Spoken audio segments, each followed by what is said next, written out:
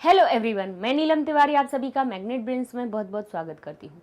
Magnet brains एक ऐसा channel है जहाँ पर आपको किंडरगार्टन से लेके 12th क्लास तक का सारा स्टडी मटेरियल बिल्कुल फ्री अवेलेबल करवाया जाता है। तो जैसा कि अब हमने अपना जो चतुर्थ पाठ आपका था, कौन सा था, कल्पतरु, जिसमें कल्प वृक्ष के बारे में बताया गया है। और ये कल्प वृक्ष कैसा वृक्ष था जिससे कि कोई भी इंसान, कोई भी व्यक्ति अगर उस कल्प वृक्ष से कोई कामना करता है तो उस फल की प्राप्ति हो जाती है। तो ऐसे ही एक हमने किस कथा को पढ़ा कि हिमालय पर्वत पर कोई एक कंचनपुर नाम की एक नगरी थी और वहाँ पर कौन रहते थे, जीमूत केतु नाम के एक राजा रहते थे। और उनका पुत्र एक हुआ जीमूत वाहन, जो एक युवराज बना। और वो कैसा था, बहुत ही परोपकारी था और कैसा था, सब लोगों की भलाई चाहने वाला। तब सारे वंशज जो अपनी अपनी कामना करते थे हमेशा से कल्पतरु, अब उनके उद्यान में, उनके महल के उद्यान में क्या था, एक कल्प वृक्ष था। कल्पतरु कैसा होता है, एक कहा जाए कि एक दिव्य वृक्ष होता है ना, देवताओं का एक वृक्ष होता है कल्प वृक्ष। ठीक है, तो सारे राजा जो उनके पूर्वज थे, जीमूत केतु से लेके जितने भी पूर्वज हुए, वो सभी क्या करते थे, सिर्फ पैसों की कामना या किसी आर्थिक चीजों की कामना उससे करते थे और मिल जाती थी। लेकिन जब जीमूत वाहन जब युवराज बना और जब उसको पता चला कि हमारे उद्यान में इतना अच्छा वृक्ष है, तो उससे हम क्यों ना कोई ऐसी कामना की जाए जिससे सबका हित हो, है ना। वो सबकी भलाई चाहने वाला, बहुत दानवीर था, बहुत महान था। तब उसने कल्प वृक्ष से कहा कि मैं ऐसा चाहता हूँ, मेरी आपने सबकी मनोकामना पूर्ण की है, तो मेरी भी एक ऐसी मनोकामना पूर्ण कीजिए कि जिससे जो मैं अपनी पृथ्वी पर किसी को भी निर्धन ना देखूं। ऐसी कामना जब उन्होंने की तो कल्पतरु ने कहा कि वाह, तुमने बहुत अच्छे, सभी की भलाई के लिए बात की और तुमने त्याग किया। त्याग क्यों किया? क्योंकि अपने लिए कुछ नहीं मांगा, तो अपनी इच्छाओं का तो त्याग किया ना, बाकी सब लोगों के लिए मांगा। तो तब कल्प वृक्ष जाके कहाँ पर, आकाश में उठकर, ऊपर उड़कर, और वहां से क्या किया, उन्होंने रत्न आभूषणों की क्या की, वर्षा की। तो जिससे कि सारे प्राणी जो थे, पृथ्वी पर रहने वाले सारे प्राणी कैसे हो गए, सब धनी हो गए और दरिद्रता पूरी हट गई पूरी तरह से। तो इसलिए फिर वो जो जीमूत वाहन नाम के जो युवराज थे वो बहुत प्रसिद्ध हुए। तो ये कहानी पढ़ ली हमने। अब हम अभ्यास करवाने के पहले हमने ये आपको क्यों बताया, वो इसलिए कि अब हम जब आपसे प्रश्न पूछेंगे तब आप उनके उत्तर स्वयं दे पाएं, है ना। क्योंकि अगर हम कहानी को भूल गए और अभ्यास का हम पाठ पढ़ना शुरू कर दिया, और हो सकता है कि आपका वहाँ से जो आपका तारतम्य है वो टूट गया हो, तो यहाँ से हमने आपको थोड़ी सी कहानी की पाठ का सार बता दिया। अब हम चलते हैं इसके अभ्यास पर जो आपकी पुस्तक में दिए हुए हैं। वो है, पहला प्रश्न आता है, एक पदेन उत्तरम लिखत, यानी एक पद में उत्तर लिखिए। पूरा आपको वाक्य नहीं बनाना है, केवल आपको एक पद लिख देना है और उत्तर हो जाएगा आपका। ठीक है, अब आप यहाँ पे देखेंगे कि मैम ने तो वाक्य में लिखा हुआ है और हमसे कह रहे हैं कि एक पदेन उत्तर। तो हम क्या कहेंगे कि वाक्य इसलिए बताया गया है, साथ में उत्तर तो एक पद में ही है, लेकिन इसको किसके साथ में बता रहे हैं, वाक्य के साथ में, इसलिए कि यदि कोई आपको पैराग्राफ दे दिया गया, सीधा यहीं से तो फ्रेम नहीं करेंगे ना, प्रश्न सीधे यहीं से तो उठा के वहां नहीं लिख देंगे। देखिए आपको भी पता है कि पैटर्न चेंज हो चुका है ना। तो प्रश्न कहीं से भी दे सकते हैं, तो हमें वाक्य में भी बनाना उसको आना चाहिए कि किस प्रकार से हम, भले ही एक शब्द ही उसमें परिवर्तन होना हो, लेकिन हम पूरा वाक्य कैसे बनाएं। तो लिखा हुआ है, पहला प्रश्न हम पढ़ते हैं, जीमूत वाहनः कस्य पुत्रः अस्ति, यानी जीमूत वाहन किसका पुत्र था। कस्य शब्द में देखिए किम शब्द की षष्ठी विभक्ति लगी हुई है, और कस्य शब्द, स्य हमें पता होना चाहिए कि स्य कहाँ आता है, षष्ठी विभक्ति में रामस्य बालकस्य षष्ठी विभक्ति और एक वचन में कस्य शब्द आता है। अब आप कहेंगे ये हमें बताने की क्या जरूरत है, वो इसलिए कि जो क्या और कौन के जो रूप बनते हैं, वो कस्य का अर्थ क्या निकलता है, किसका या किसकी। ठीक है, किसका, ठीक है, क्योंकि ये पुल्लिंग की बात हो रही है।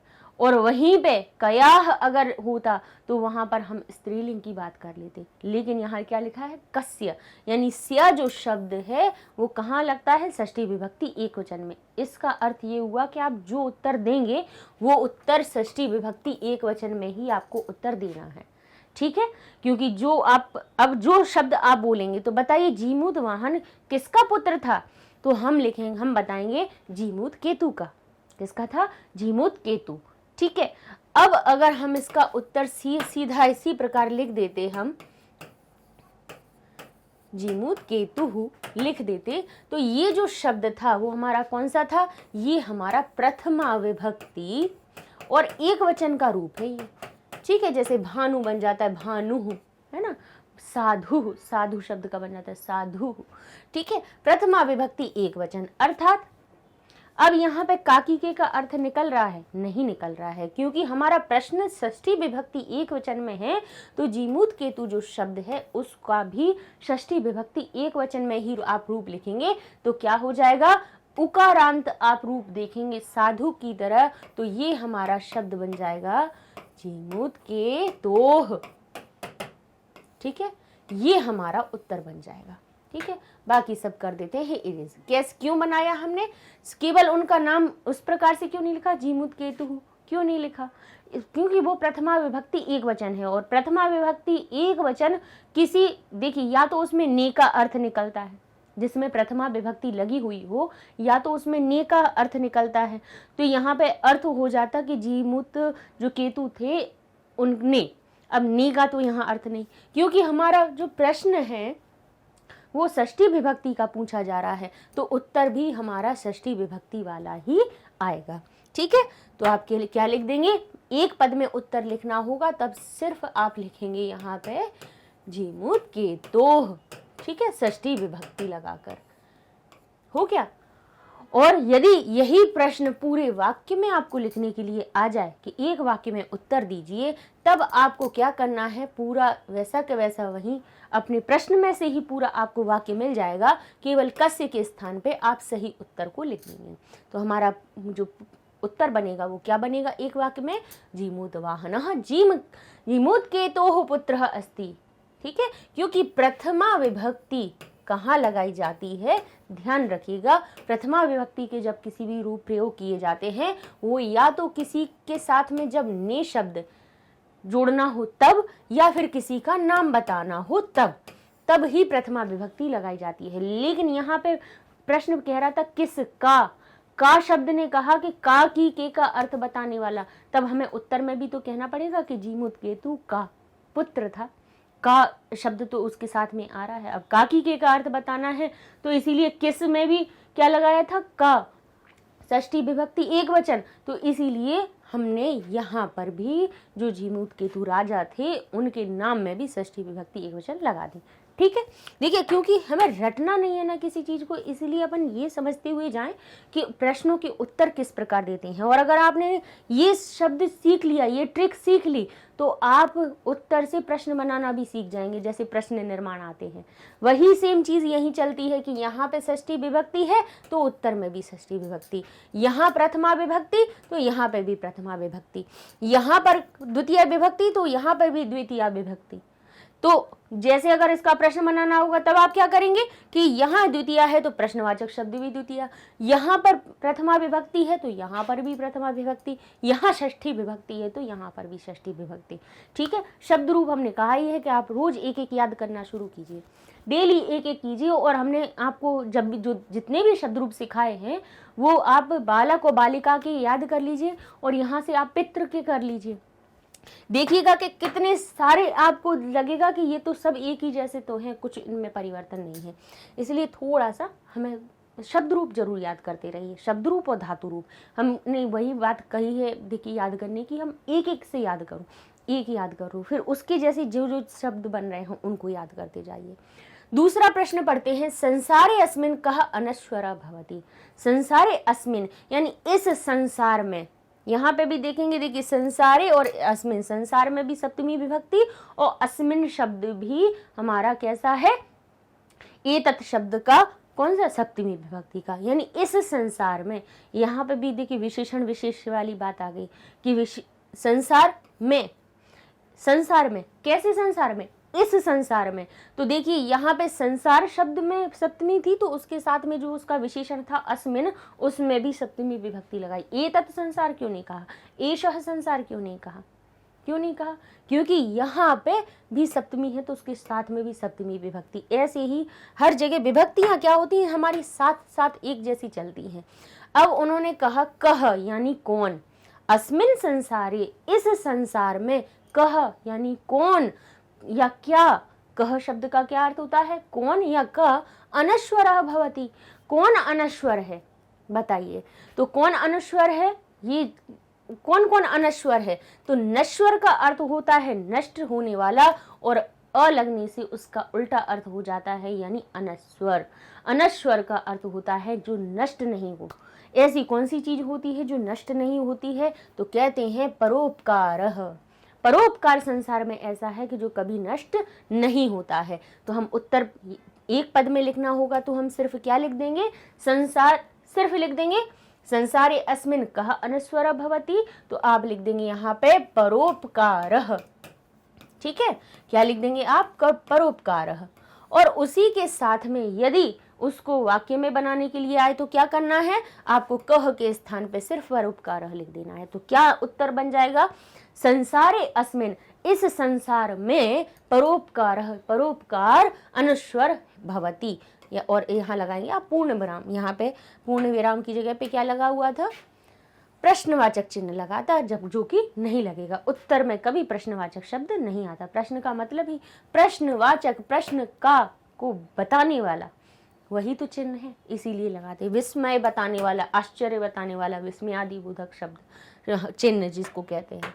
ठीक है, तो ये जरूर ठीक कर लीजिएगा। यहाँ पे अब लिखा हुआ है, अगला प्रश्न आता है, जीमोद्वाहनः परोपकारै फल, परोपकारैक फल सिद्धये कम आराधयति। यानी परोपकार एक फल सिद्धये, परोपकार जैसे एक फल को सिद्ध करने के लिए कम आराध्यति यानी कम। अब अपन को पूरी उससे नहीं ले चाहिए कुछ भी, हमें इसको देखना है उत्तर देखने के लिए।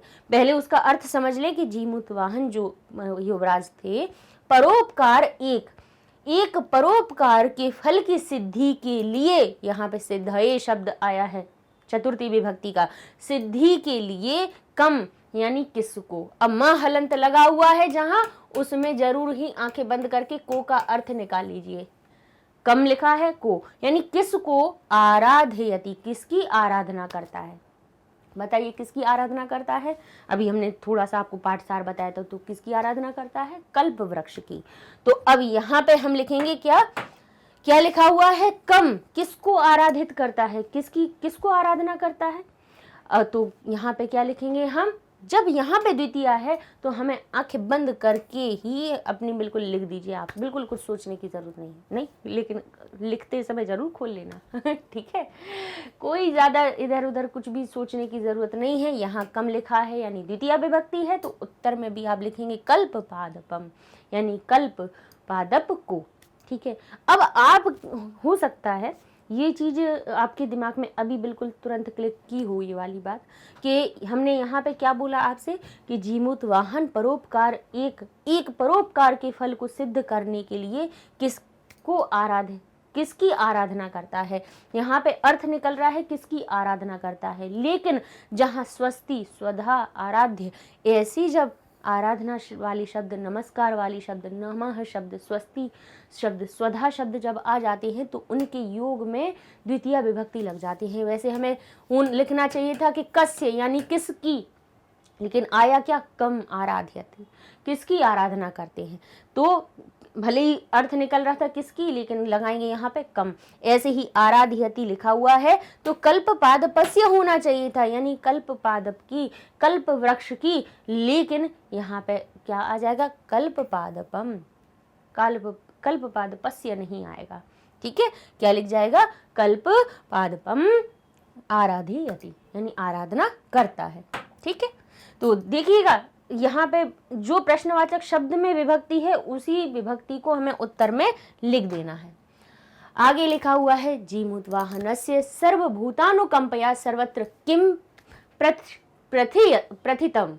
कहते हैं जीमूतवाहन की सर्वभूतानुकंपया, सर्व यानी सभी पर, सर्वभूतानु सभी लोगों पर जो अनुकंपा के द्वारा अनुकंपया, जो अनुकंपा के द्वारा, सर्वत्र सभी जगह, किम प्रथितम, क्या फैल गया, क्या चारों तरफ फैल गया, तो उनका यश क्या हो गया था, उनका यश सभी जगह फैल गया। तो हमें कुछ नहीं करना है, यहाँ लिखा है किम, तो यहाँ पे लिख देंगे आप यशः। अब फिर से आपके दिमाग में आएगा कि ये जो किम शब्द है, फिर यहाँ पे यशम क्यों नहीं लिखा, क्यों नहीं लिखा यहाँ पे। तो जो किम शब्द है यहाँ पर, अब यहाँ पे जो किम शब्द है उसका अर्थ क्या निकल रहा है, देखिए क्या लिखा हुआ है, जीमूत वाहनस्य, यानी जीमूत वाहन जो युवराज थे, सर्वभूतानुकंपया, उनकी सभी लोगों पर जो दया के द्वारा, उनने जो सभी लोगों के ऊपर अनुकंपा दिखाई, उसके द्वारा सभी जगह क्या क्या कहते हैं, प्रथितम, क्या फैल गया, कब, क्या चारों तरफ फैल गया, उनका यश। तो ये जो किम शब्द है वो द्वितीय विभक्ति का ना होके यहाँ पर कौन सा है, यहाँ पर है ये नपुंसक लिंग वाला किम, क्योंकि यहाँ पे कोई भी वस्तु हो सकती थी, है ना, किम। तो यहाँ पे ये जो किम शब्द जो प्रथमा विभक्ति नपुंसक लिंग में एक वचन का आता है, वो वाला किम यहाँ पे प्रयोग किया गया, जिसका अर्थ है क्या, क्या फैल गया। तो अब हमें बताना है कि यश। अब आप कहोगे कि ये तो हमारा कैसा है, किम शब्द है, तो हमें यहाँ पे यशम लिखना चाहिए क्या, लेकिन यश जो हमारा शब्द है भाई, किम में हमने देख लिया क्या है, इधर प्रथमा विभक्ति लगी हुई है, प्रथमा विभक्ति एक वचन का रूप किम यहाँ पर प्रयोग किया गया है, ठीक है।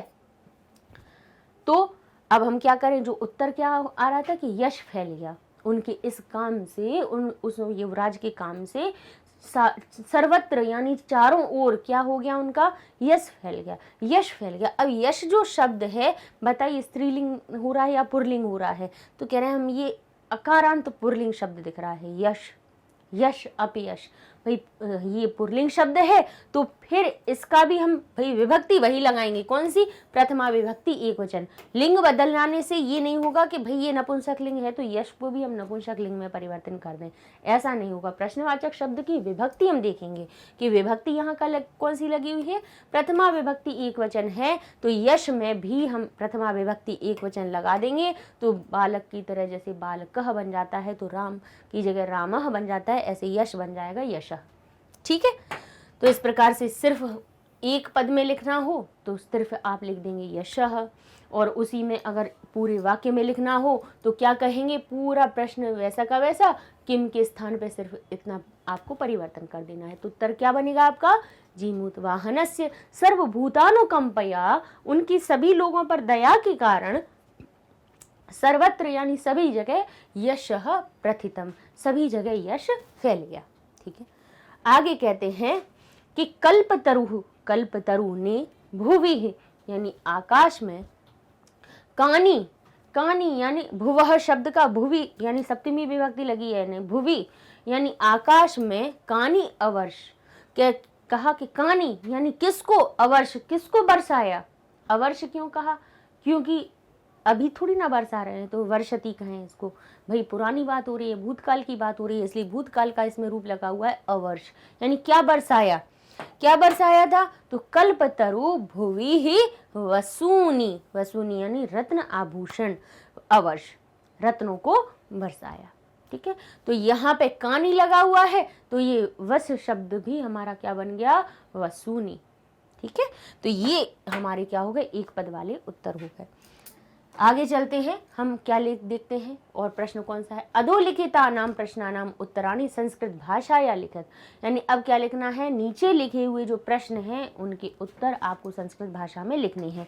अब यहाँ पे एक पद नहीं लिखा हुआ है, प्रश्न को पढ़ लीजिए ध्यान से, यहाँ पे अब कोई एक पद की बात नहीं हो रही है कि एक पद में उत्तर लिखना है, उन्होंने कह दिया संस्कृत भाषा में लिखिए, जितना बड़ा हो वो उससे उन्हें कोई मतलब नहीं है, ठीक है। तो कहते हैं कंचनपुरम नाम नगरम कुत्र विभाति इसम, कंचनपुर नाम का नगर, कुत्र यानी कहाँ, कुत्र का अर्थ क्या होता है, कहाँ, ठीक है। विभाति इसम यानी कहाँ पर सुशोभित हो रहा था, कहाँ पर सुशोभित हो रहा था, तो हम क्या कहेंगे, हिमवंतः सानोपरि, ठीक है।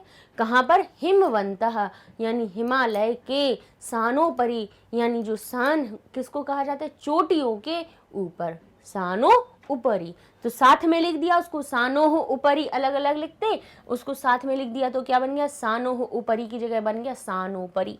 यहाँ पे हमने कौन सी अपनी विसर्ग संधि को क्या कर दिया, संधि शब्द बना दिया। सानोह उपरी अलग अलग होता, देखिए ऐसे बनता ये हमारा सानोह और उपरी, है ना, उपरी। तो यहाँ पे क्या हुआ, ओ की ऊ से मेल हो गया और क्या हो गया यहाँ पर लोप, ऊ का हो गया लोप और हमारा विसर्ग क्या बन गया, सॉरी, विसर्ग के स्थान पे हमारा क्या बन गया, ये सानो, ओ की मात्रा और ऊपरी हमने इसमें मिला दिया। तो क्या उत्तर क्या बनेगा इसका, देखिए यहाँ पर भी वही लॉजिक चला, यहाँ पे भी उत्तर हमें एक दो पदों में ही लिखा और पूरा वाक्य कैसे बना दिया, पूरा यहीं से कंचनपुरम नाम नगरम, कुत्र के स्थान पे हमने लिख दिया हिमवंतः सानोपरि विभाति इसमें। ठीक है, उत्तर हो गया। आगे कहते हैं जीमूत वाहना कीदृशः आसीत, जो जीमूत वाहन था वो कीदृशः यानी किस प्रकार का था, किस प्रकार का था, तो महान दानवीरः सर्वभूतानुकंपी च आसीत। अब और का हमें बोध बताना था क्योंकि वो एक तो था नहीं, वो महान भी था, दानवीर भी था, सर्वभूतानु यानी सब लोगों पर अनुकंपा करने वाला था, सब लोगों पर प्रेम करने वाला था। तो इसीलिए अंत में चा लगा दिया, यानी महान दानवीरः सर्वभूतानुकंपी च आसीत। कीदृशः, अब यह कीदृश शब्द में भी प्रथमा विभक्ति है। प्रथमा विभक्ति कैसे पहचानी, मूल शब्द में सिर्फ विसर्ग लगे हुए हों कहीं पर, मूल शब्द कोई भी हो, कीदृश शब्द यानी किस प्रकार। अब किस प्रकार ने, किस प्रकार का, किस प्रकार जो भी है, तो कीदृश शब्द मूल है और उसमें लगे हैं विसर्ग। इससे समझ में आ रहा है कि प्रथमा विभक्ति एक वचन में क्या आ जाते हैं, विसर्ग आते हैं। और यहीं पे अगर स्त्रीलिंग वाली बात होती, यहाँ पे कोई लड़की होती तो कीदृशः शब्द बन जाता कीदृशी, क्या बन जाता, कीदृशी। और कोई फल होता या नपुंसक लिंग कोई वस्तु होती तो क्या हो जाता, कीदृशम, ये क्या बन जाता हमारा, कीदृशम बन जाता है। ठीक है, तो हमें अब उत्तर भी कैसा देना है, एक वचन में देना है। तो महान शब्द भी क्या से, नकारांत शब्द का एक वचन है। दानवीरः, तो ये भी हमारा क्या हो गया, दानवीर शब्द भी हमारा एक वचन में है। सर्वभूतानुकंपी, ये भी हमारा कैसा है, इसमें सर्वभूतानुकंप में दीप प्रत्यय लगा के उसका रूप बनता है सर्वभूतानुकंपी। ठीक है, तो ये भी हमारा एक प्रथमा विभक्ति एक वचन में बना है। जैसे ईकारांत शब्द का प्रथमा विभक्ति का रूप बताइए क्या बनता है एक वचन में, नदी, तो ऐसे ही ये बना सर्वभूतानुकंपी। अर्थात कहने की बात ये है कि यहाँ पे एक कौन सा था, प्रथमा विभक्ति लगी हुई थी, तो इन सब में भी प्रथमा विभक्ति हमने लगाई। ठीक है, आगे देख लेते हैं। कल्पतरोह यानी कल्पतरु की वैशिष्ट्यम आकर्ण्य यानी कल्पतरु की विशेषता को आकर्ण्य यानी सुनकर जीमूतवाहनः किम अचिंत्यत, जीमूतवाहन जो युवराज था, किम अचिंत्यत उसने क्या चिंतन किया, क्या सोचा, तो हम क्या कहेंगे, उसने ये सोचा कि ये जो इतना अमर वृक्ष हमारे उद्यान में है और उससे आज तक किसी ने कुछ प्राप्त नहीं किया, आज तक किसी ने परोपकार का कुछ सोचा ही नहीं, तो हम उसका अब हमें पूरा उत्तर लिखना पड़ेगा। तो हम क्या कहेंगे, कल्पतरोह वैशिष्ट्यम आकर्ण्य। अब देखिए यहाँ तक तो अपनी, देखिए ये नहीं सोचिएगा कि 3 लाइन में है, क्या करें अब इसका, भाई 1-2 बार पढ़ेंगे तो याद भी हो जाएगा।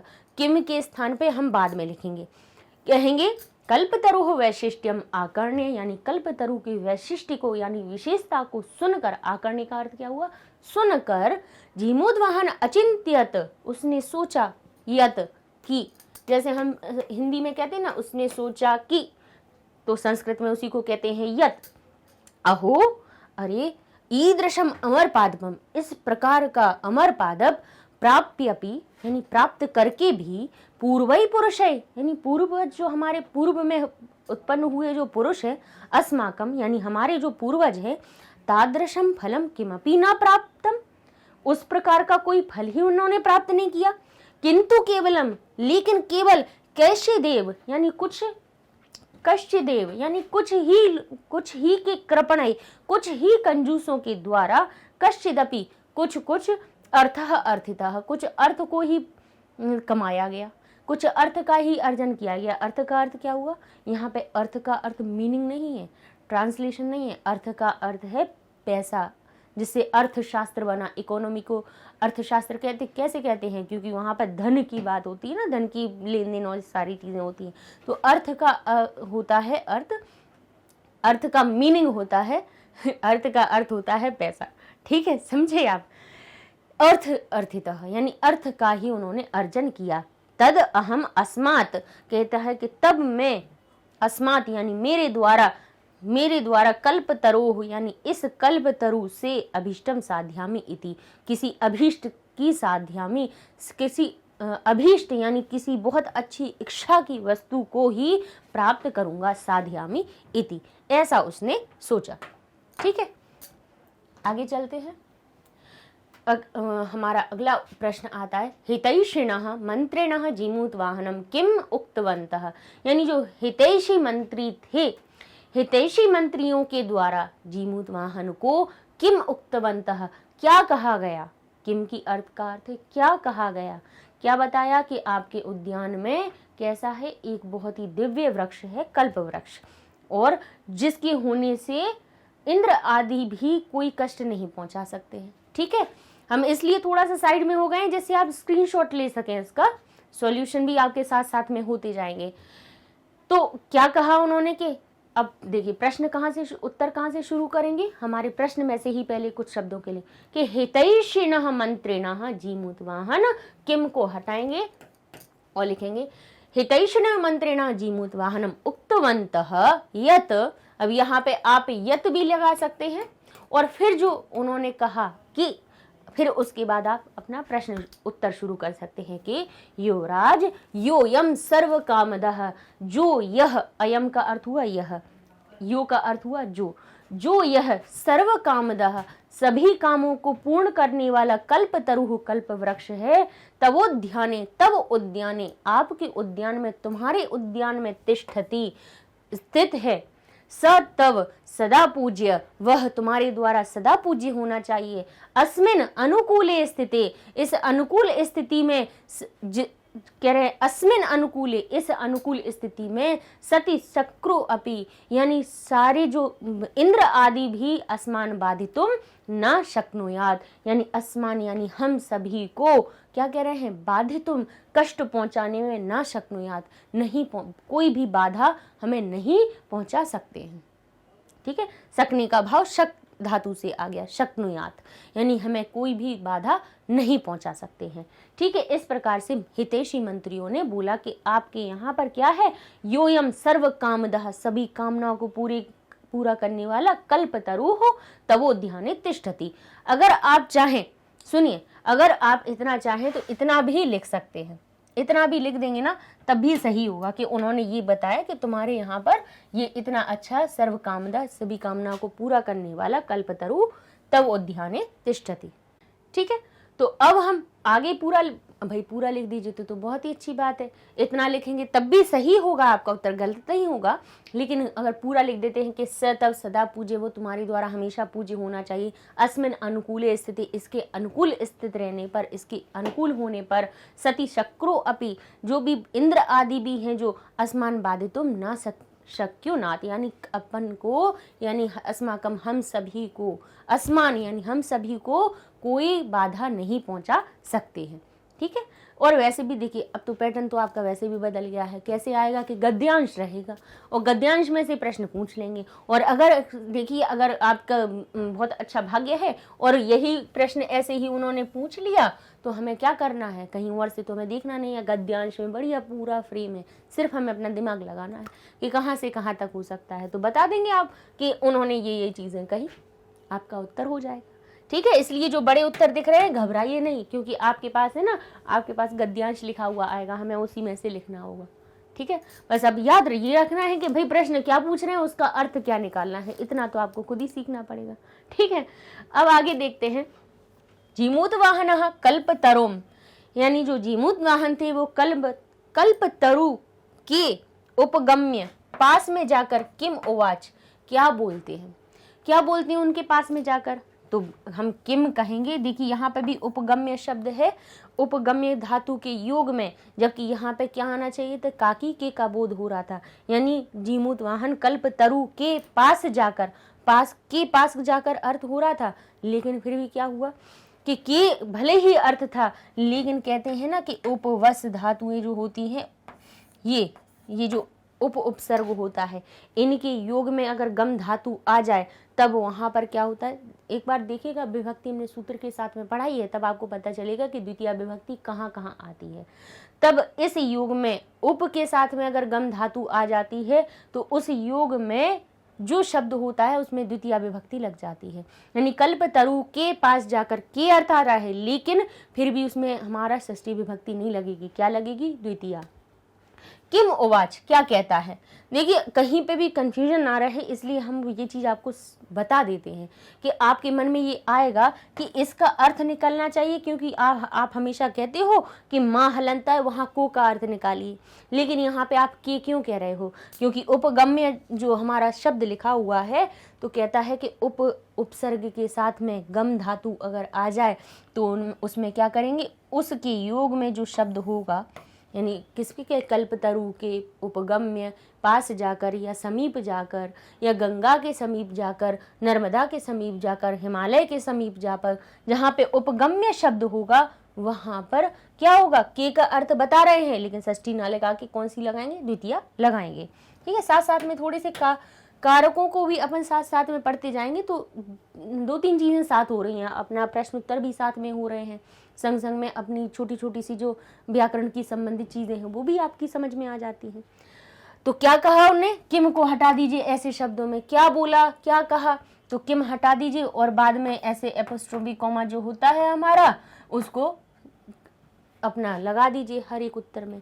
तो क्या कहेंगे, जीमोद्वाहन कल्पतरुम उपगम्य उवाच, यत भी लगा सकते हैं क्योंकि यत से हमारा अर्थ आता है कि, उवाच यत, फिर इसकी बात आप शुरू की, देव त्वया अस्मत् पूर्वेशाम, तुम्हारे द्वारा, अस्मत् यानी हमारे, पूर्वेशाम पूर्वजों के, अभीष्ट काम को पूरेतः पूरित किया गया है। तन्म तत् मम एकम, कहते हैं तन्म मयिकम। अब यहाँ पे जो तन्ममयिकम जो शब्द लिखा हुआ है उस वो किससे बना है, कलम ने संधियों में ये समझाया था कि तत् मम एकम, 3 शब्दों की इसमें संधि हुई है, तत् मम एकम, तो मेरा एक कामम पूरा है, तो मेरा भी एक काम पूर्ण करो, यथा, कि कहते हैं कि जैसे पृथ्वीम अदरिद्राम, कि जैसे पृथ्वी अदरिद्राम पश्यामी, जैसे पृथ्वी हमारी कैसे दिखे, बिना दरिद्रता के दिखे। दरिद्रता का अर्थ क्या होता है, गरीबी, कि गरीबी के साथ अभी दिख रही है, लेकिन मुझे पृथ्वी कैसे दिखे, यथा यानी जैसे पृथ्वी अदरिद्राम पश्यामी, जैसे हमारी पृथ्वी बिल्कुल बिना दरिद्रता के दिखे, तथा करो तू देव, वैसा देव आप करिए। उन्होंने ये नहीं कहा कि आप ये दे दो वो दे दो, कुछ भी नहीं, उन्होंने क्या कहा कि जैसे यह पृथ्वी अदरिद्राम दिखे यानी बिना दरिद्रता के दिखे, तब क्या कहते हैं कि तथा करो तू देव, वैसा ही आप देव करिए इति। ये हमारा क्या हुआ, उत्तर हुआ। कहाँ से लिखेंगे, हमारा गद्यांश दिया हुआ होगा उसी में से लिखना है, कहीं से इतना। अब तो ये भी नहीं है कि आपको रटना है, रटना भी नहीं है, अब आपको तो सिर्फ समझना है, समझने की बात है।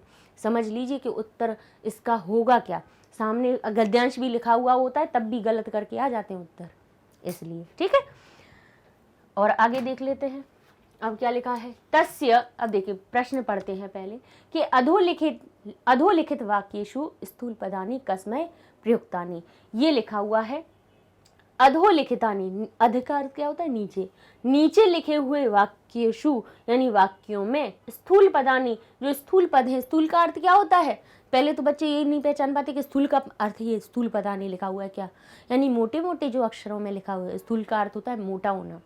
और आपने देखा होगा, देखिए जैसे ऐसे आपने देखा है कि कहीं पे ये लिखा हुआ होता है, ये लिख दिया बैट, और दूसरा यहाँ पे लिख दिया फिर ये बैट, तो अब आप इसमें से स्थूल पद कौन सा हो गया, ये, यानी बोल्ड मोटे अक्षरों में दिख रहा है जो।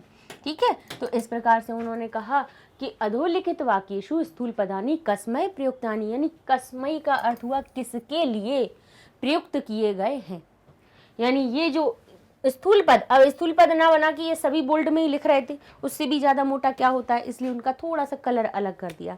ठीक है, तो अब समझ जाइएगा कि यहाँ पे तो कह रहे हैं जो स्थूल पद हैं उनके बताइए कि उनके स्थान पे वो चीज किन के लिए प्रयोग की गई।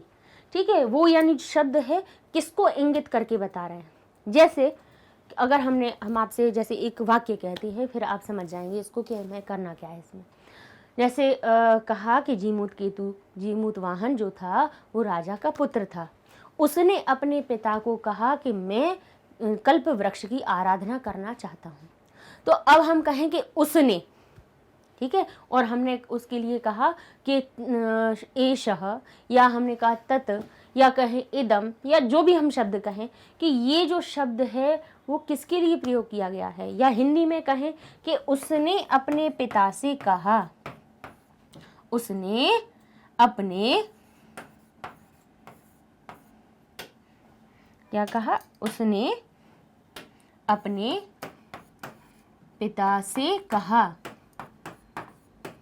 ठीक है, अब यहां लिखा हुआ है, अब ये जो उसने शब्द लिखा हुआ है तो हम लिखेंगे सह स्वपिता, ठीक है, स्वपितुः, ठीक है, और कहा वद, या वह अपने पिता से बोला, या अपने पिता को बोला। क्या बोला? तो अब यहाँ पे हम कहेंगे कि जो सह शब्द है वो किसके लिए प्रयोग किया गया, कौन बोल रहा था अपने पिता से। तब अब हम कहेंगे कि यहाँ पे हमें पता है कि ये जो युवराज था उसकी बात हो रही है, यानी जीमूत वाहन नाम का जो हमारा युवराज है वो अपने पिता से बोल रहा था, है ना, बोला या उसने कहा। ठीक है, तो यहाँ पे जो सह शब्द है उसके स्थान पे हमें उसका नाम लिख देना है। तो यही चीज अब हमारी यहाँ पर आई हुई है कि अधोलिखित वाक्यों में स्थूल पदानी कस्मय प्रयुक्तानि किन के लिए प्रयोग किए गए।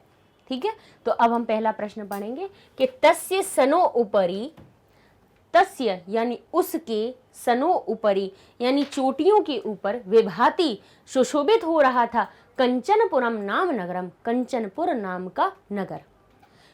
उसके ऊपर, अब ध्यान से सुनिएगा, उसके ऊपर, उसकी चोटी के ऊपर विभूषित हो रहा था, कंचनपुर नाम का नगर विभूषित हो रहा था।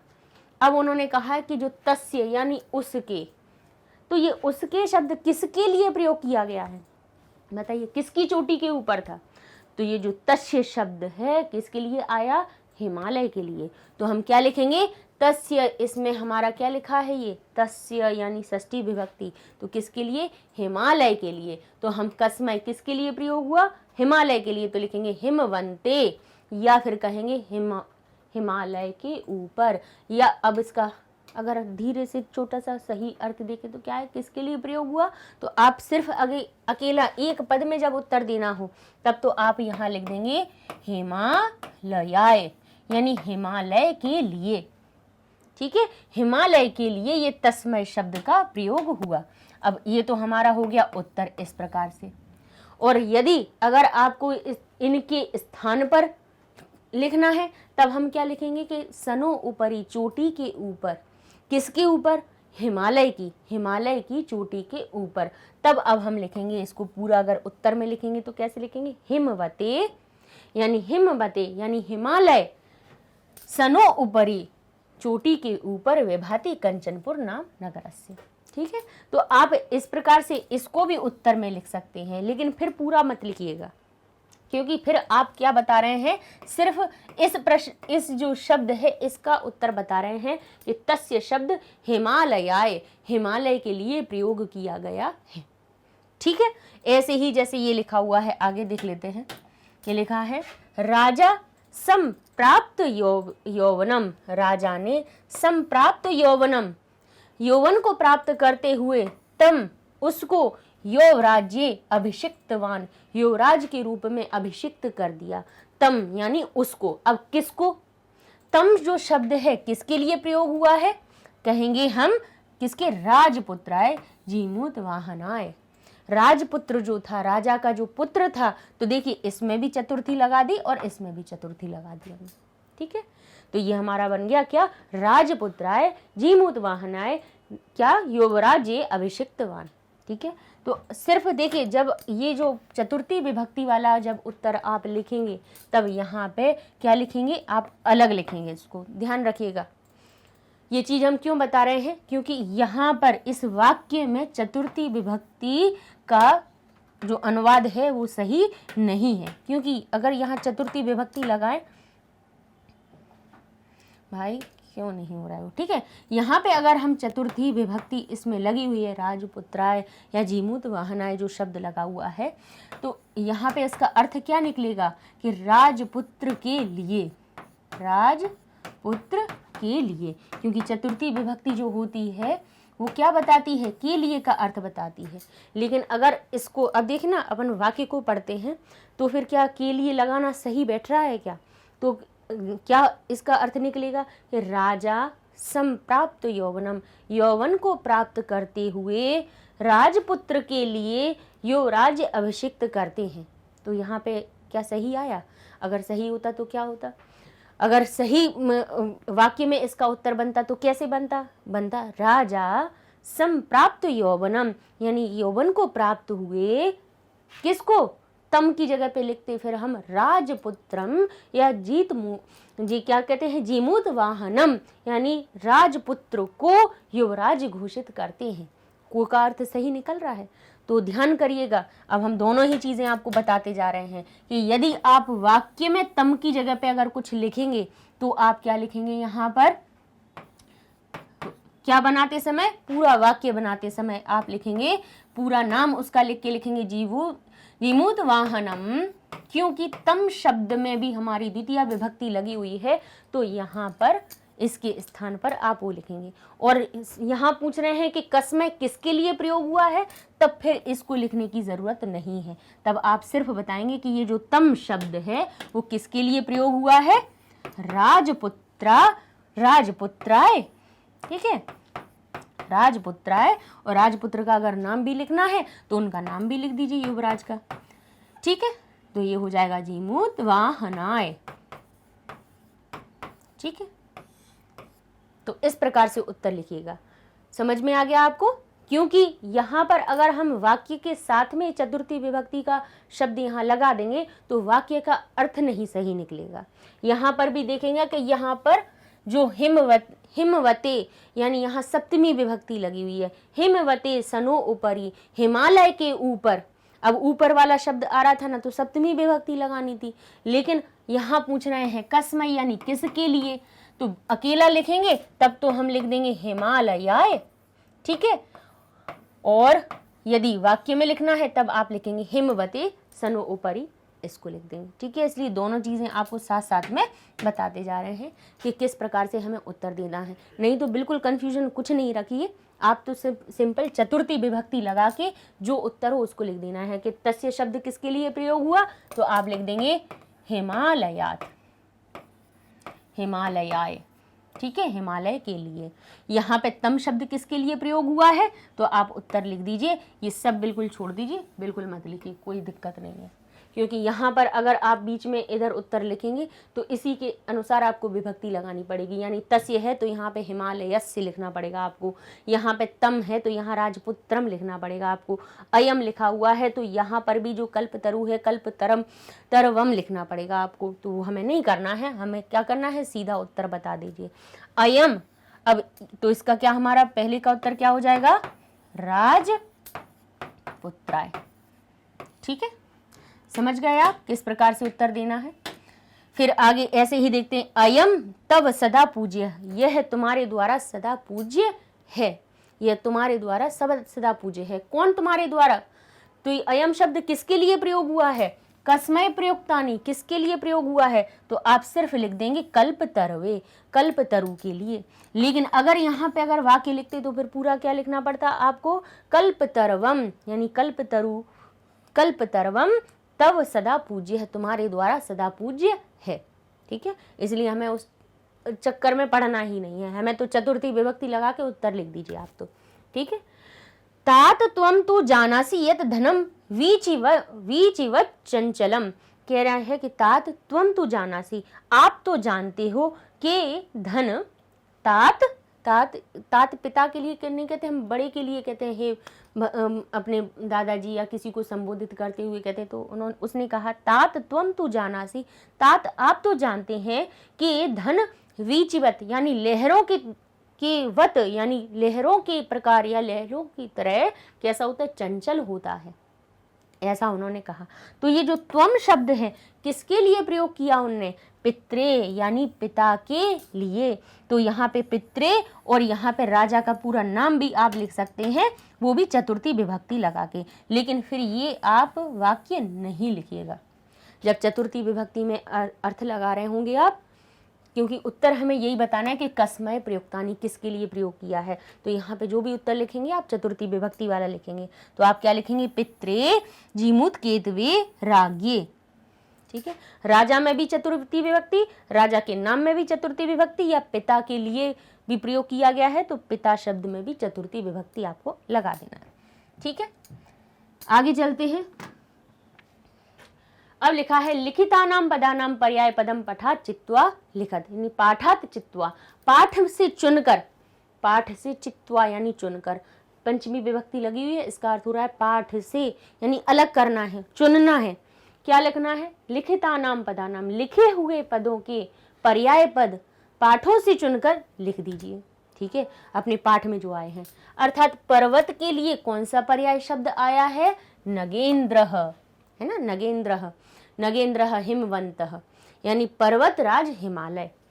भूपति, भूपति ही किसके लिए प्रयोग हुआ है, राजा शब्द। भूपति का अर्थ क्या होता है, राजा। तो हमारे गद्यांश में भूपति का एक समानार्थक कौन सा आया है, राजा शब्द आया है। इंद्र के लिए कौन सा समानार्थक पद आया है, शक्रः आया है। धनम, धनम का पर्याय कौन सा आया है, अपन ने अभी पढ़ा, अर्थः, है ना। इक्षिताम, इक्षितम, इक्षितम यानी इच्छित वस्तु के लिए क्या आया है वहां पर, अभीष्ट या अर्थितः, दोनों चीजें। कल्याणम, कल्याणम शब्द के लिए वहां पर क्या आया है, स्वस्ति और सुखम, दो चीजें, दो शब्द हमारे पद हमारे गद्यांश में आए हुए हैं या हमारे पाठ में आए हुए हैं। धरित्रीम, धरित्री किसको कहा जाता है, धारण करने वाली। धरित्री शब्द किससे बना है, धारण करने वाली। सबको धारण करने वाली कौन होती है, पृथ्वी। तो पृथ्वी के लिए धरित्रीम शब्द आया है। समीपम शब्द के लिए कौन सा हमारा प्रयोग हुआ था, अंतिकम। जब अपन अनुवाद पढ़ रहे थे तब हम आपको अर्थ बताते जा रहे थे साथ में। तो अंतिकम शब्द समीपम के लिए प्रयोग किया गया है। वाक शब्द वाणी के लिए प्रयोग किया गया है। तरुह शब्द वृक्ष के लिए प्रयोग किया गया है। तो इस प्रकार से ये जो शब्द हैं हमारे पाठ में आए हैं और उनके ये समानार्थक हो गए। इनसे आप दो चीजें याद कर सकते हो। एक तो आपने नगेंद्र शब्द के क्या आपने समानार्थक भी याद कर लिया और पर्याय कर लिया। पर्याय और समानार्थक एक ही बात होती है, अलग अलग नहीं होता है, नहीं तो कंफ्यूज हो जाओगे। पर्याय तो हमने सीखे हैं, समानार्थक हमें पता ही नहीं है। भाई समानार्थक का अर्थ क्या होता है, समान अर्थक यानी समान अर्थ बताने वाला। आगे देख लेते हैं। क स्तंभे विशेषाणि ख स्तंभे च विशेष्यानि दत्तानि तानि समुचितम योज्यत। क स्तंभ में हमारे विशेषण दिए हुए हैं और ख स्तंभ में अपने विशेष दिए हुए हैं, दोनों के आपको मिलान करना है। तो विशेषण विशेष तो हम आपको अनुवाद में भी करते हुए बता रहे थे। ये तो हैं अपने 4-5, हमने अपन ने तो ढेरों कम से कम 30-35 याद कर लिए हैं, है ना। हर शब्द के अपन ने कितने सारे विशेषण विशेष बताए हमने आपको। साथ में करते जाइए उनको, क्योंकि कहीं से भी पूछ सकते हैं। क्योंकि क्या होता है कि गद्यांश दे देते हैं, उनमें से एक शब्द जैसे कहेंगे कल्पतरु इतस्य शब्द विशेषणम कह, बताइए कि कल्पतरु शब्द का यहाँ पर विशेषण कौन सा आया है, तो कुल क्रमागतः सही उसका विशेषण है। जीमूत वाहन के लिए कौन से शब्द का प्रयोग किया गया, महान, दानवीर, सर्वभूतानुकंपी, ये विशेषण आए हैं। उसमें तो दानवीर लिखा है तो अपन ने दानवीर मिला दिया, लेकिन हमने और आपको 2-3 बता दिए कि ये सब शब्द किसके लिए आए हैं, हमारा जो युवराज था जीमूत वाहन उसके लिए। मंत्री भी, मंत्री भी कैसे थे, कैसे हितैषी भी, हितैषी मंत्रियों के द्वारा। धनम, धनम कैसा होता है, धन कैसा होता है, कहते हैं वीचिवत, वीचिवत चंचलम, वीचिवत चंचलम यानी लहरों के प्रकार, लहरों की भांति चंचल होता है, चलायमान होता है, रुकता नहीं है। परोपकारः कैसा होता है, अनश्वर होता है। तो ये शब्द थे और इनके हमने आपको विशेषण भी तो अब अपन देख लेते हैं अपना अगला प्रश्न। लिखा हुआ है प्रश्न नंबर 6, स्थूल पदन्याधिकृत्य प्रश्न निर्माणम कुरुत, यानी स्थूल पद जो दिए हुए हैं उनके स्थान पर आप प्रश्न निर्माण करिए। ठीक है, प्रश्नों के निर्माण कीजिए। अब स्थूल पद का अर्थ होता है मोटे अक्षर। ठीक है, स्थूल पद का क्या हुआ, मोटे मोटे जो पद लिखे हुए हैं। ठीक है, स्थूल शब्द समझ जाइएगा। तो अब स्थूल पद अपने पास सभी अपन मोटे ही अक्षर लिख रहे थे, तो उससे भी ज्यादा बोल्ड क्या होता, तो इसलिए उनको अंडरलाइन कर दिया। ठीक है, रेखांकित कर दिया उनको, रेखांकित पदान्याधिकृत प्रश्न निर्माणम कुरुत, ये हमारी तरफ से समझ लीजिए इसको। तो लिखा है तरोह कृपया सह पुत्रम अप्राप्नोत, यानी तरु की कृपा से, किसकी, वृक्ष की कृपा से वह पुत्रम अप्राप्नोत, यानी पुत्र को उसने प्राप्त किया। ठीक है, अब यहाँ पे किस पे रेखा लिखी लगी हुई है, तरोह। तरोह शब्द की विभक्ति देख लीजिए। देखिए, हमने आपको कहा है कि चाहे तो आप प्रश्न के उत्तर लिख रहे हो या उत्तर के प्रश्न आपको बनाना हो, सिर्फ एक चीज आपको याद रखनी है, वो क्या है, हमारी विभक्ति।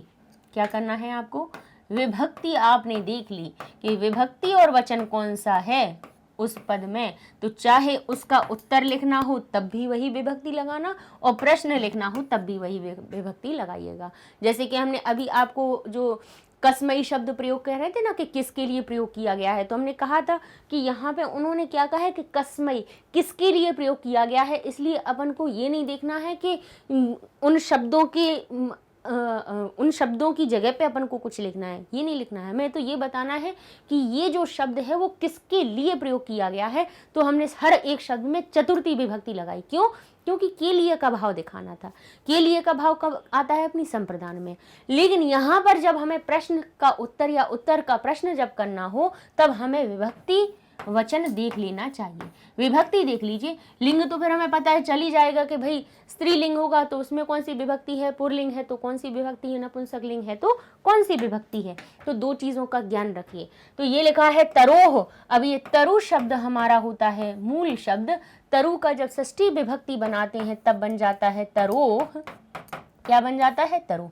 यानी गुरु शब्द के हम जब रूप बनाते हैं, साधु शब्द के जब हम रूप बनाते हैं, उसमें षष्ठी विभक्ति एक वचन में देखेंगे तो गुरु शब्द बन जाता है गुरोह, साधु बन जाता है साधोह।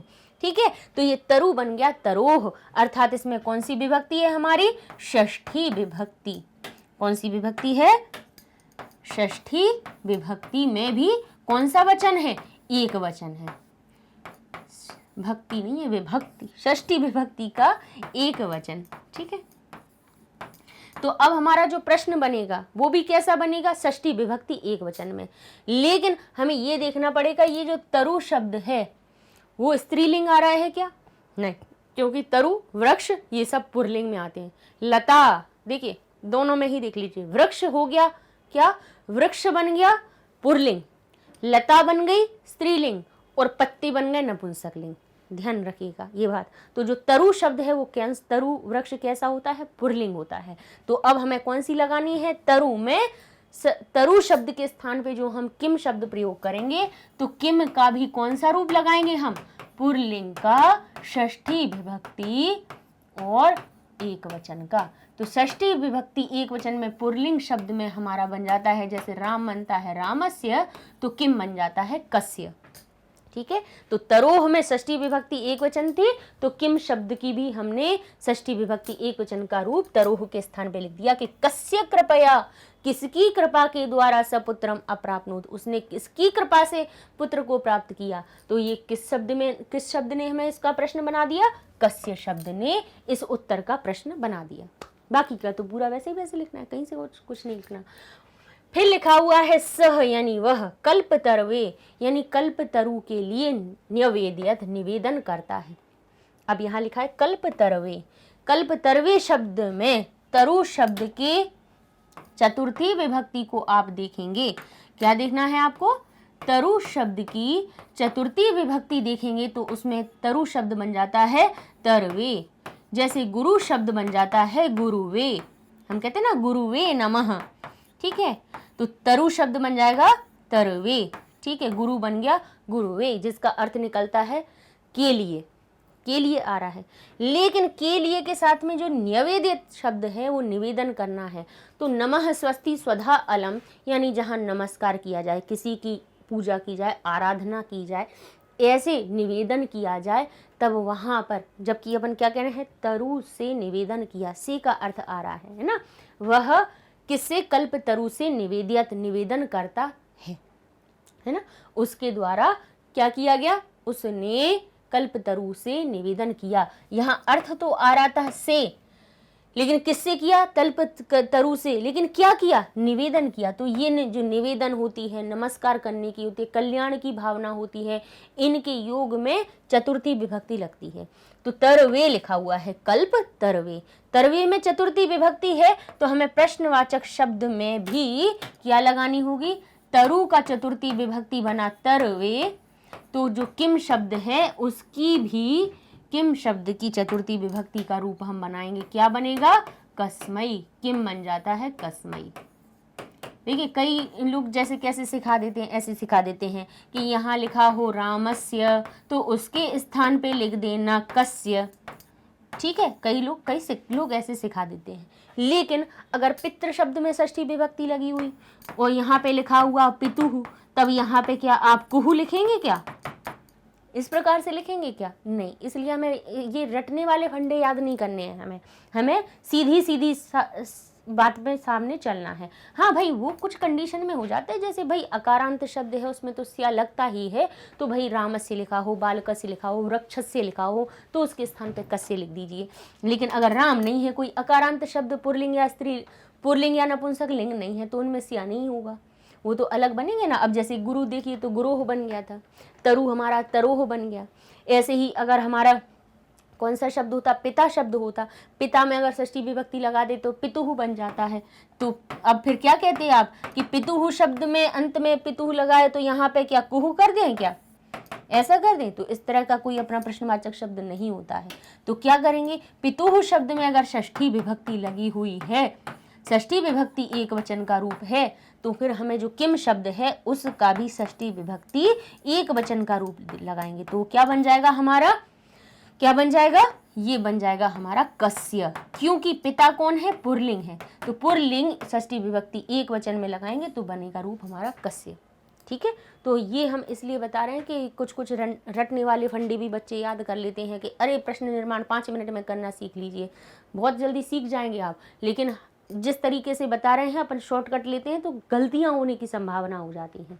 क्योंकि अब यहाँ देखिए लिखा था कल्प तरवे और यहाँ आ गया कस्मई, तो अब कैसे आप पहचानते, क्योंकि ये तरु शब्द का चतुर्थी विभक्ति है तरवे, तो इसलिए हमने किम शब्द की भी चतुर्थी विभक्ति एक वचन का रूप लगाया कस्मय।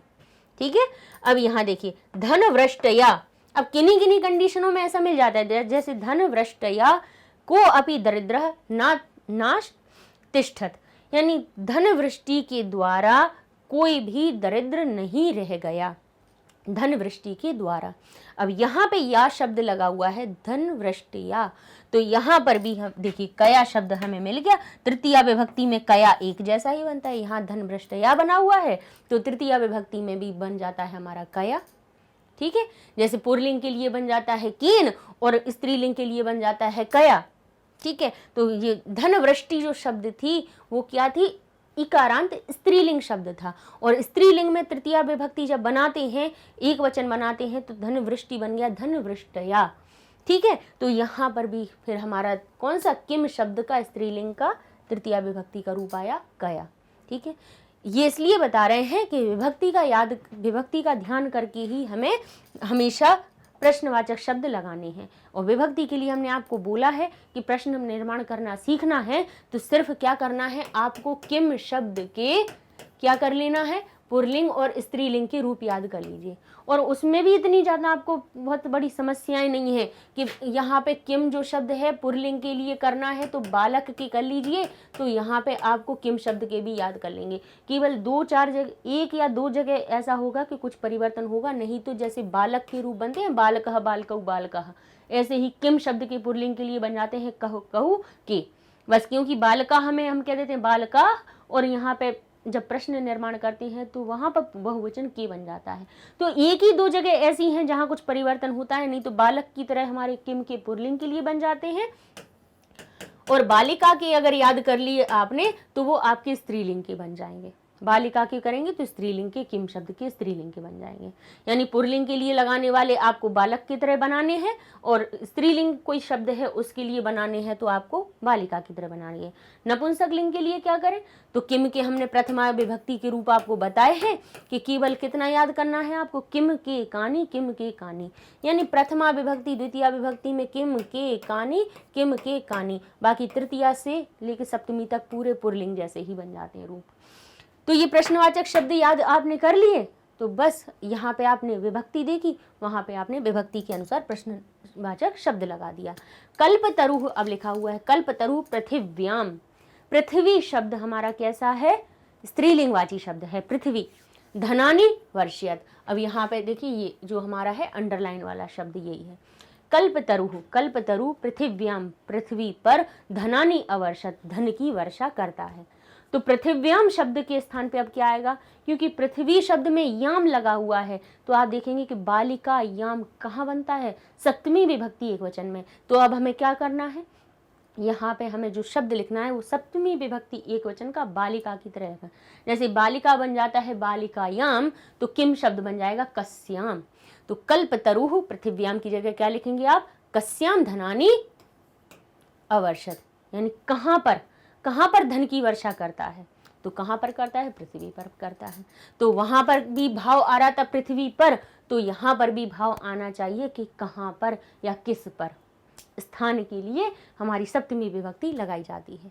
जीवानुकंपया कहते हैं, जीवानुकंपया, जीवन की अनुकंपा के द्वारा, जीमूत वाहनस्य यशः प्रसारत, यानी जीवन की अनुकंपा के द्वारा, सब पर जीवन, सभी के जीवन के लिए उसने जो अनुकंपा की, या कहें कि जो त्याग किया या जो कल्याण किया सभी का, उससे जीमूत वाहन के यश फैल गया।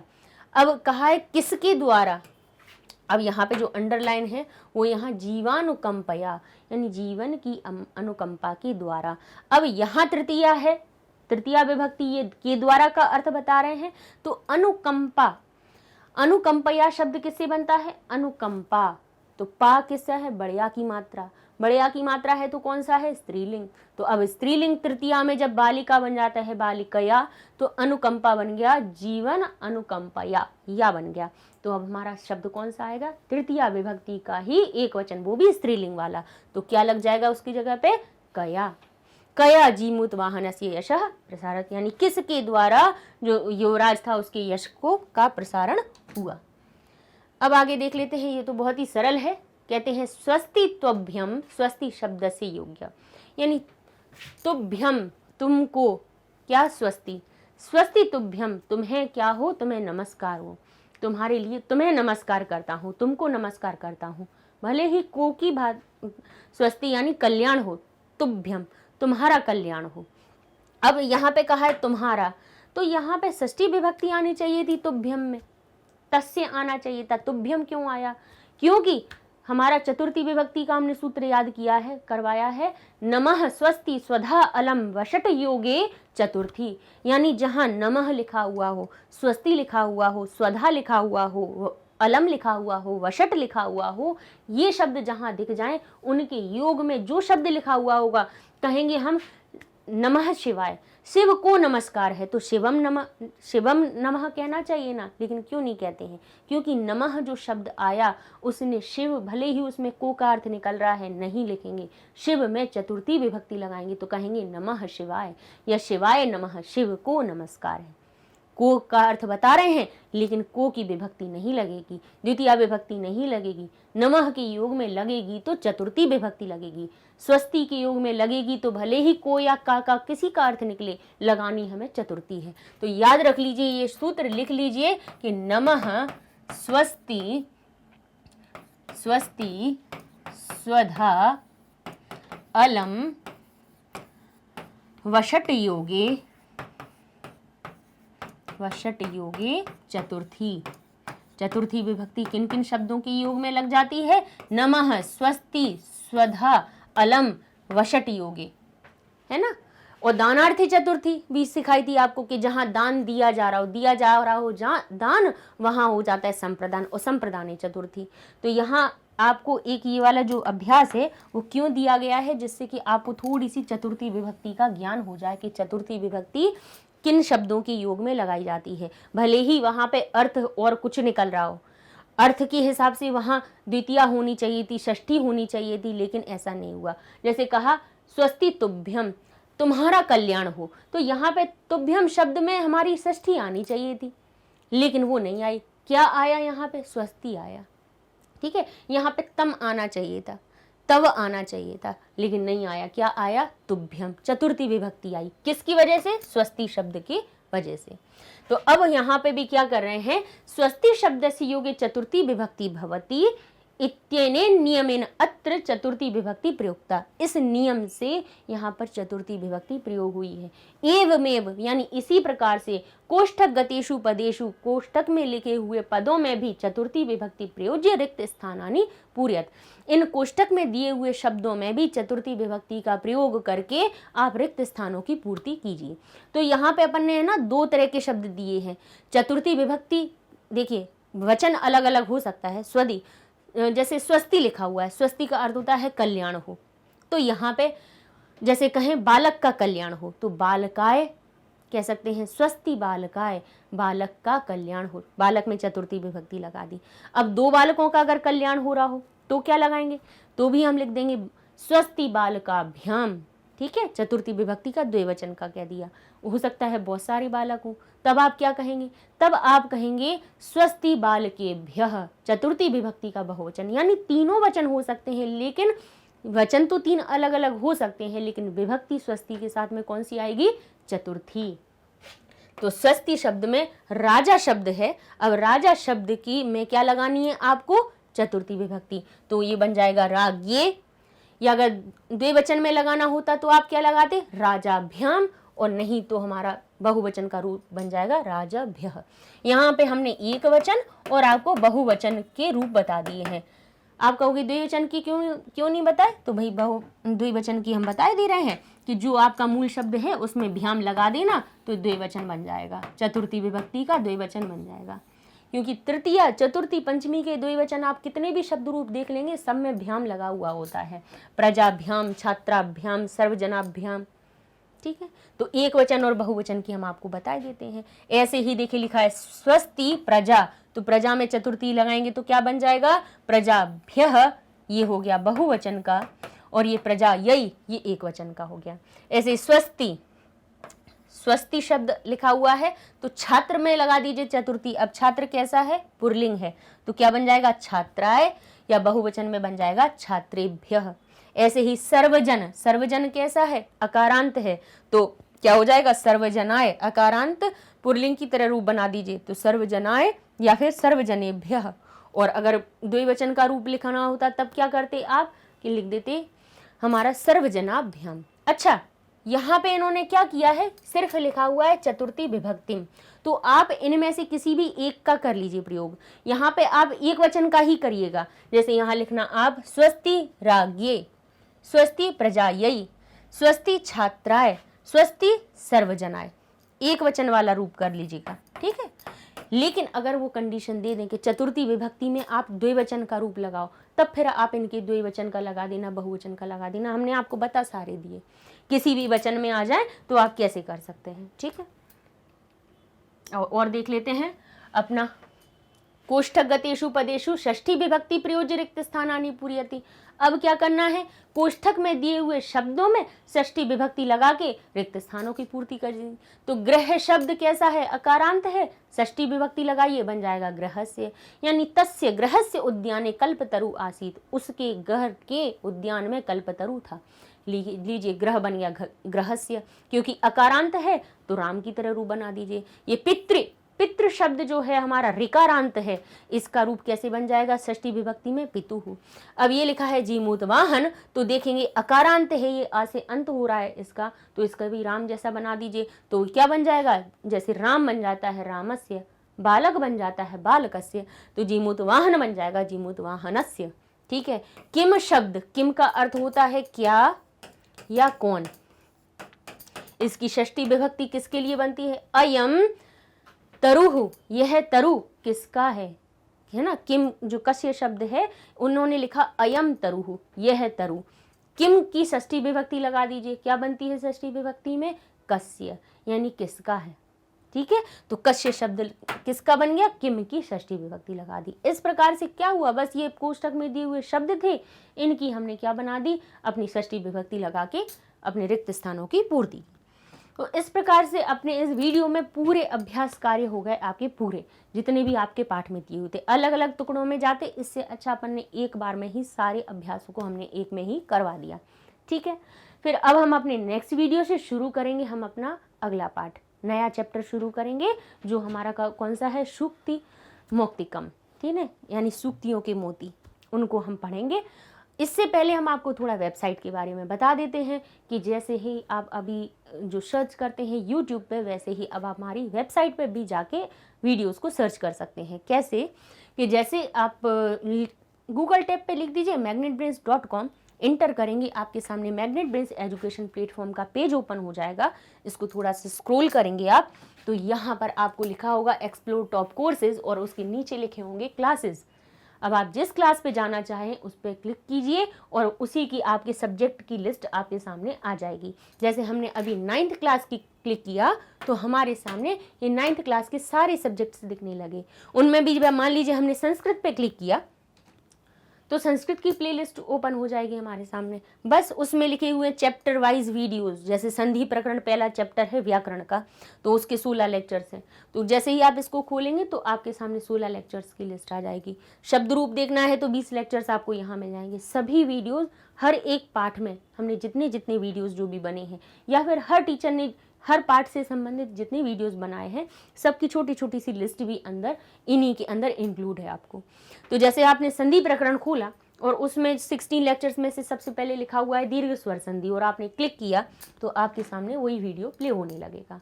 वहीं से आप नेक्स्ट पे भी जा सकते हैं, यहाँ से क्रॉस करके मेन लिस्ट पे आ सकते हैं फिर से, है ना। और फिर इसके बाद दूसरी क्लास पे जाना है आपको, 10th की संस्कृत पे जाना है या 10th की मैथ्स पे जाना है या किसी सब्जेक्ट पे जाना है, तो कोर्सेज पे क्लिक करेंगे तो यहाँ आपको मिलेगा क्लासेस, यहाँ लिखे होंगे सब्जेक्ट, तो क्लास सिलेक्ट करना है, सब्जेक्ट सिलेक्ट करना है और आपके सामने वही सब्जेक्ट और क्लास का आपके सामने पेज ओपन हो जाएगा।